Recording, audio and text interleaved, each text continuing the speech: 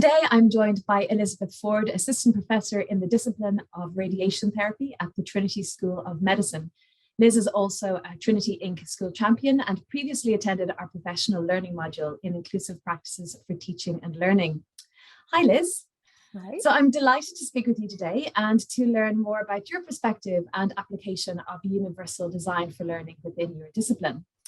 So to begin, so tell me about what does UDL mean to you in your teaching? Yeah, thanks, Derina. Thanks for the introduction and invitation today.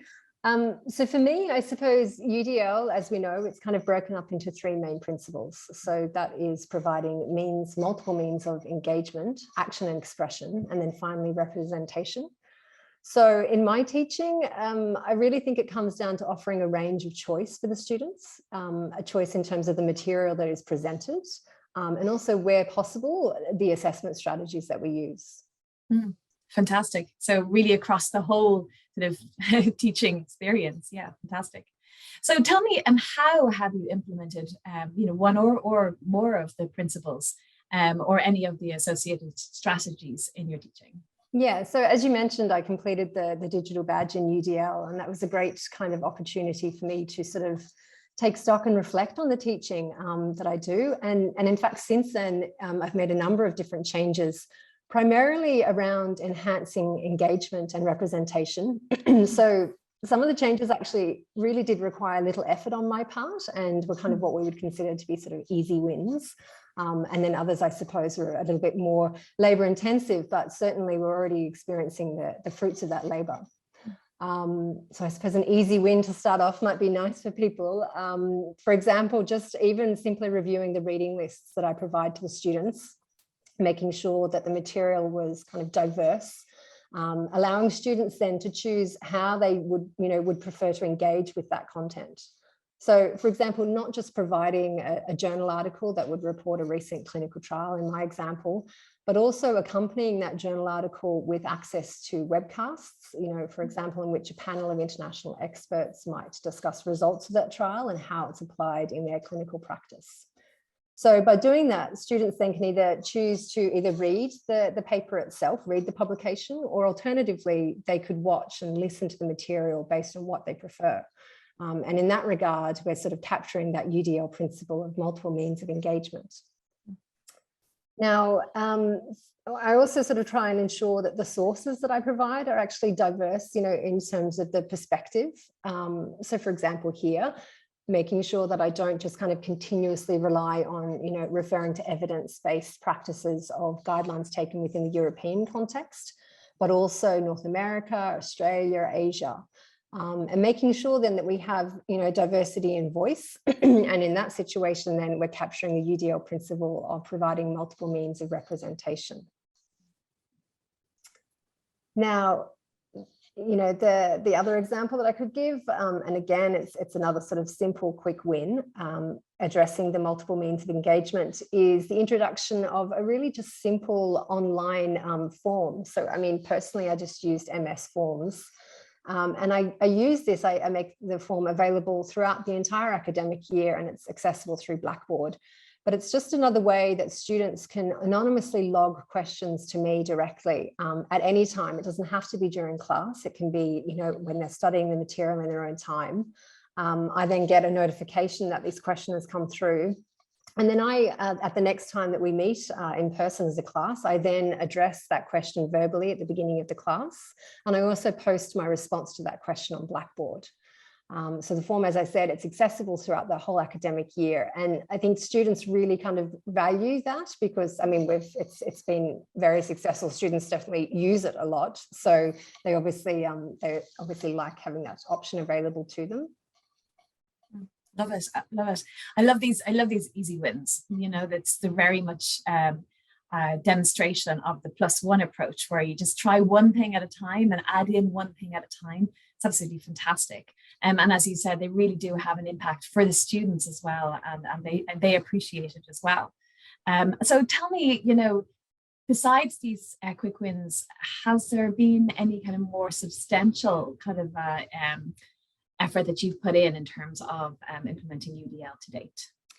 There has, yeah. There's been a few things that I've been working on. I think one thing that I've just tried this year, and again, it actually has been quite successful, was I introduced recorded podcasts available to students. So these weren't sort of external podcasts that were already, accessible, but it was ones that we had sort of designed and recorded ourselves within the discipline. So it's kind of really bespoke to our content and our learning needs for our students and the learning outcomes that we had for the modules.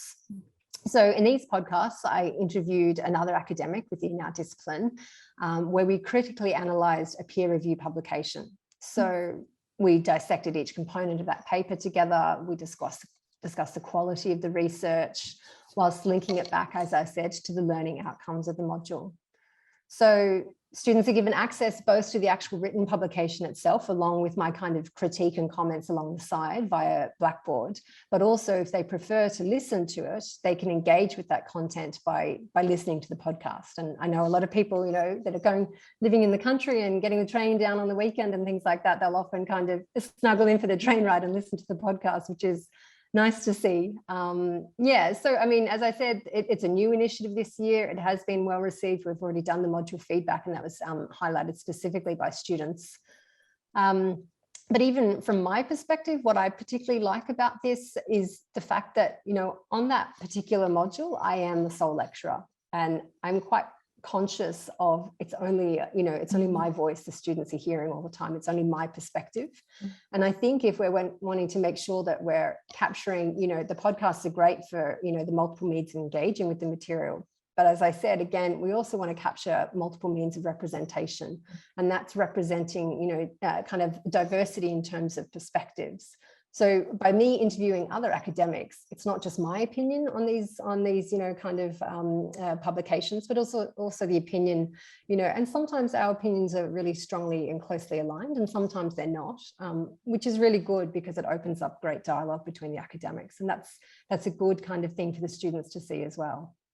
I absolutely love that idea. I think it's so accessible. It also is very much aligned with the UDL principle of supporting students become expert learners, because you're modeling for them how to critically analyze these papers. So it's not just reading them, but it's actually, this is what we're taking from them, and this is how you dissect them. You don't just glance at them, this is how you understand them. And also the fact that you have two different voices, shows that it can be seen that, you can think about these things in different ways and at different levels. Absolutely love that idea. I'd love to read it, because again, I'd say it makes the articles really accessible as well for new learners, for whom this discipline is new, and and sometimes papers can be quite overwhelming when you read them first, so yeah, actually absolutely. They can be really jargon heavy, and kind of working your way through the results section where there's very kind of heavy statistical analysis.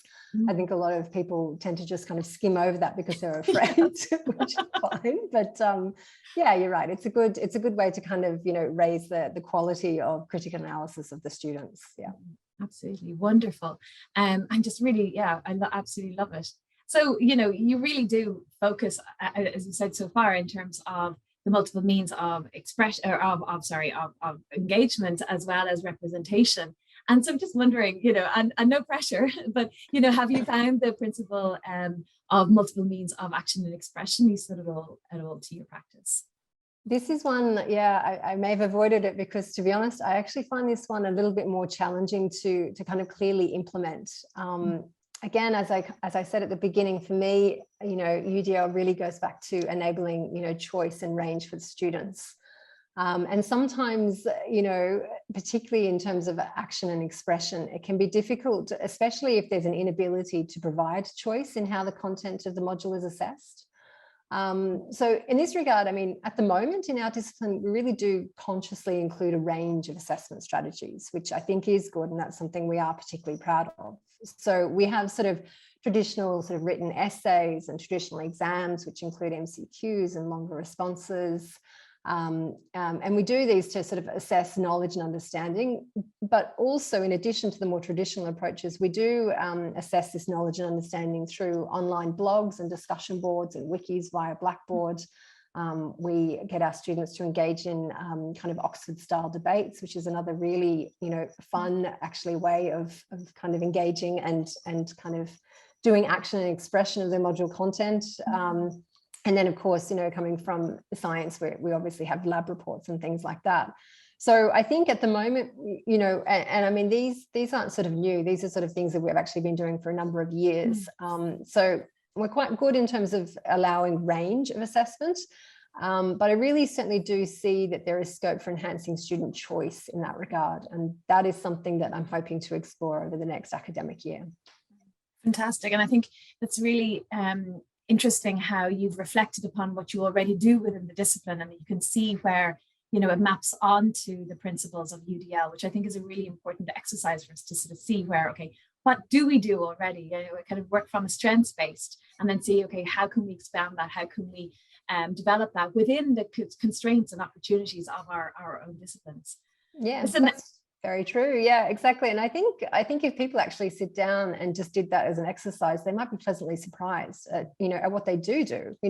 Maybe people are already, hopefully putting their material up on Blackboard in advance and, giving it to them in multiple forms, PDF and Word, and not just kind of ignoring the Blackboard Ally score, but actually, trying to improve that score each year, I think is another good approach. So, yeah.